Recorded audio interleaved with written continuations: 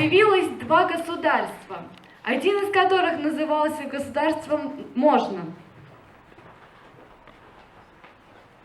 другой назывался «государство нельзя». Они жили по разным законам. В государстве «можно» все было разрешено. Хочешь воровать – воруй. Ограбили! Хочешь избивать – избивай. Хочешь оскорблять человека – пожалуйста, все можно.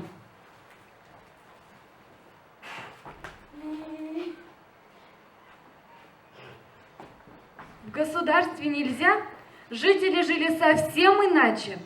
Там нельзя было избивать,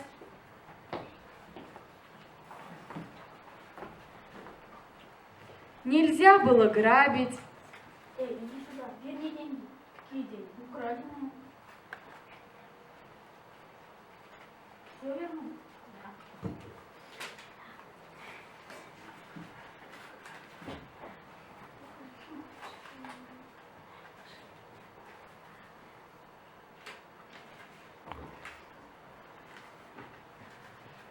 нельзя было грубить друг другу.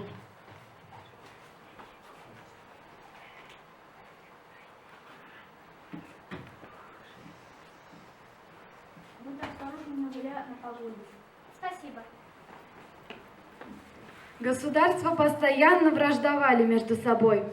И вот настал день решающей битвы. Сражение выиграло государство «можно». Оно захватило половину государства «нельзя» и установило там свои порядки. Нетрудно догадаться, что тут началось. В городах и селах бывшего государства «нельзя» стали воровать, беззаконно убивать друг друга. На дорогах хозяйничали разбойники. Постепенно государство «можно» пришло в упадок.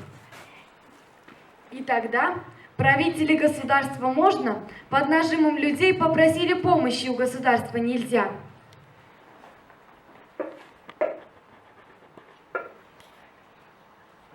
Долго совещались они и пришли к решению объединиться и создать новое государство – законию.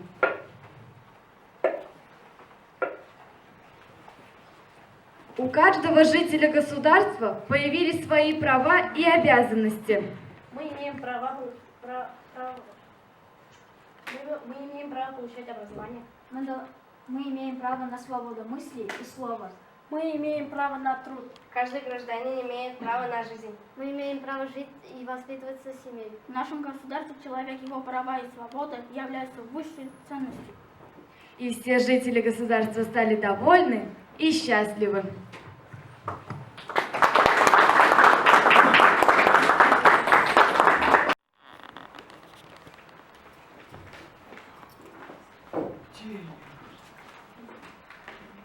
Кто ты? И где я? Что вообще происходит? Меня зовут Мадам Конвенция, а эта удивительная страна называется Прованdia. Попал ты сюда не случайно, а чтобы знал, что каждый ребенок в мире имеет свои права и должен знать их. Поэтому ты должен сейчас слушать и запоминать, что в твоих сказках также нарушены права ребенка. И какие же права там нарушены? И смотри и запоминай.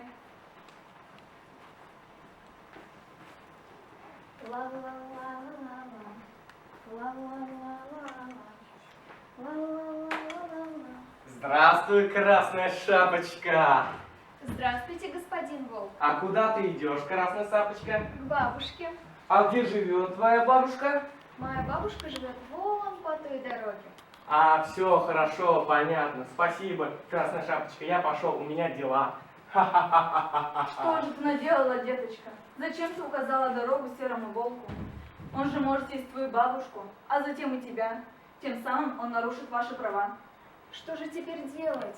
Но для начала послушай статью номер 6. Каждый ребенок имеет право на жизнь, как и каждый человек в этом мире.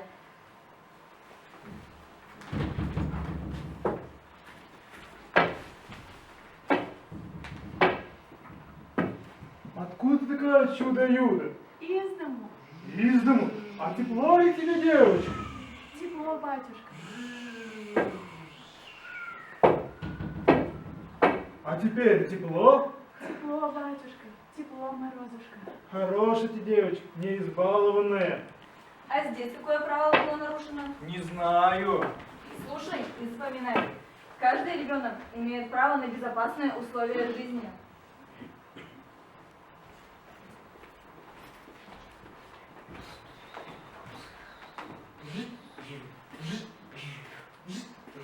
Ох, как же я устала. А здесь ты знаешь, какое право нарушено? Не знаю. Здесь нарушено право на отдых и доступ ребенка. Спасибо, я все понял. Но в государстве есть не только права, но и обязанности, которые ты должен выполнять. Какие еще обязанности? Ты обязан сохранить природу, беречь природные богатства, бережно относиться к памятникам культуры и истории, уважать достоинства и права других граждан, а также соблюдать Конституцию Российской Федерации. Спасибо большое, я все понял. Теперь возвращайся в свой мир и больше не делай таких ошибок.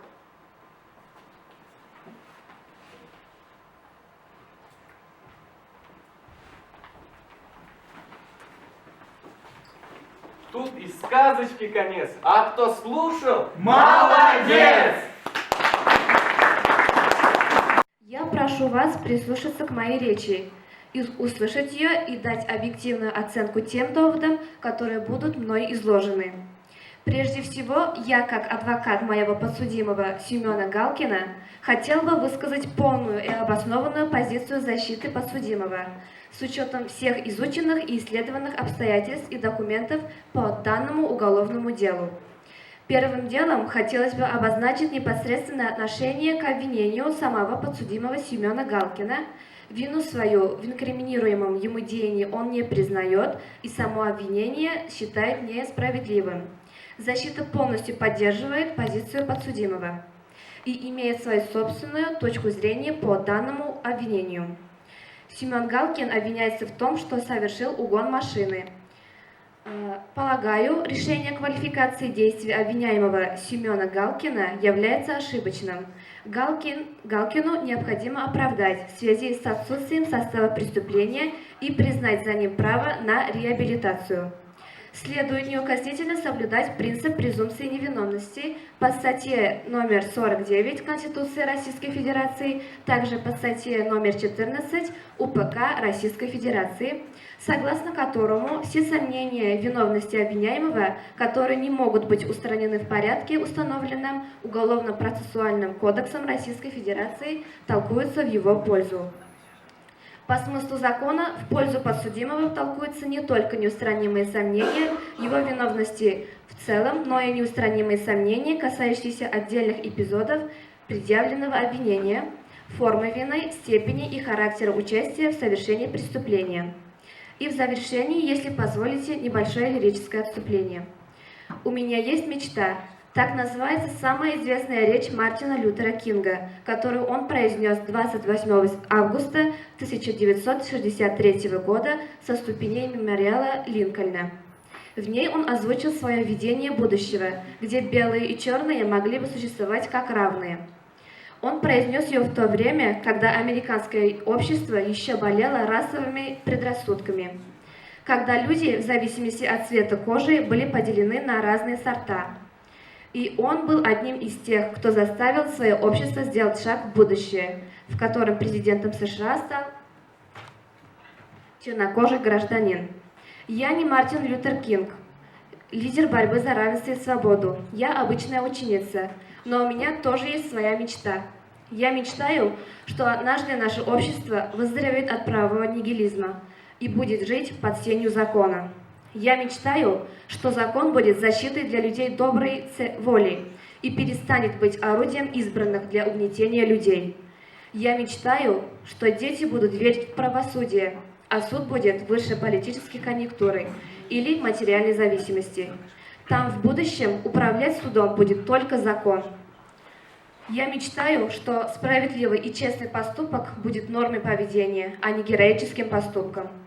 Я мечтаю сегодня, чтобы завтра дети жили в моей мечте и могли мечтать о чем-то большем для своих детей. Если вы добрые люди, мечтайте со мной и помогите сделать шаг к этой мечте. Я абсолютно убеждена, что приговор в отношении Семена Галкина, вынесенный в строгом соответствии с законом, может быть только оправдательной. Поэтому прошу оправдать моего подсудимого по всем пунктам обвинения, а гражданские иски оставить без удовлетворения. Если сегодня здесь действительно вершится правосудие, иного быть не может.